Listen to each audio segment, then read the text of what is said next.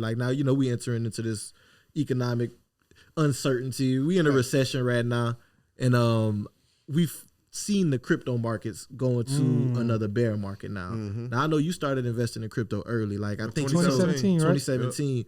So you saw a cycle prior to this. Was it like the ICO era and all that? Yeah. So, initial coin offerings.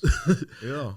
What is your current outlook with crypto right now? What you thinking about the market? Crypto down bad right now, but I still got the same output, bro. I'm in it long term. I said when I got in, like, man, this is 2030, 2035, 2040 game plan. So whatever happens in between time, is I might not like it, but I'm willing to sit through it. And I could be completely wrong. I said this from the jump.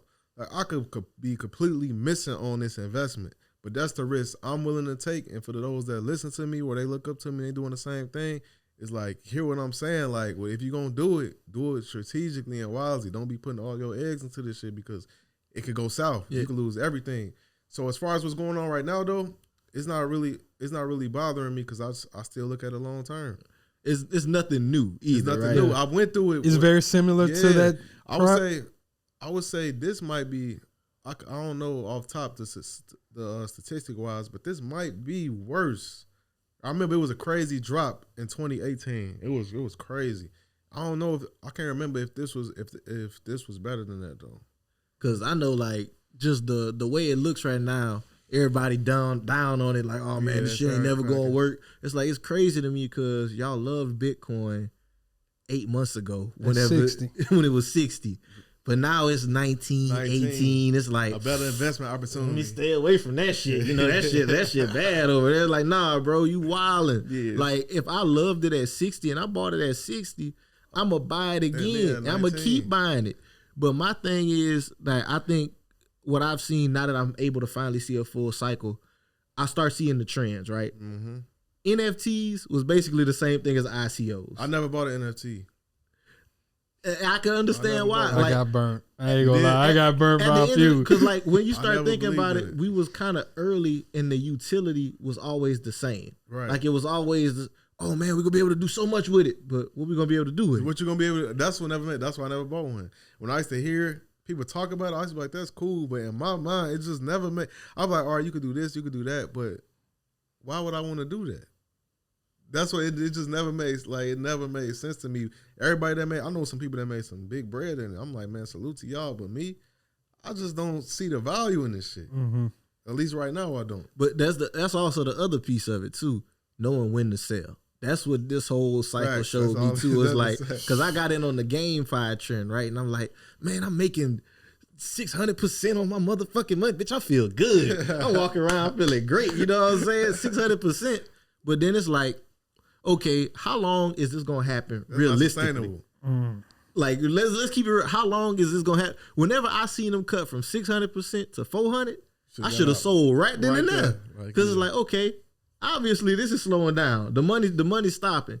So like I think the market showed me a lot about when to sell with crypto now. No. Whenever people talking about it, get the fuck out. Get the fuck out.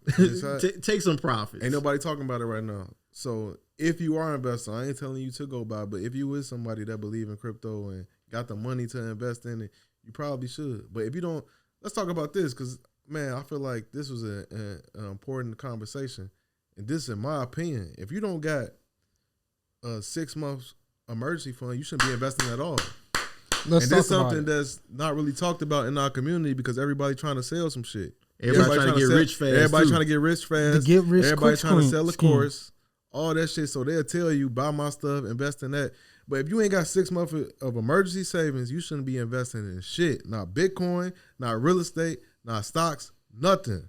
Because when shit hit the fan, what do you have to lean on? Now you got to liquidate. Now you got to liquidate money that might not even be there no more. You might have put $100 into something.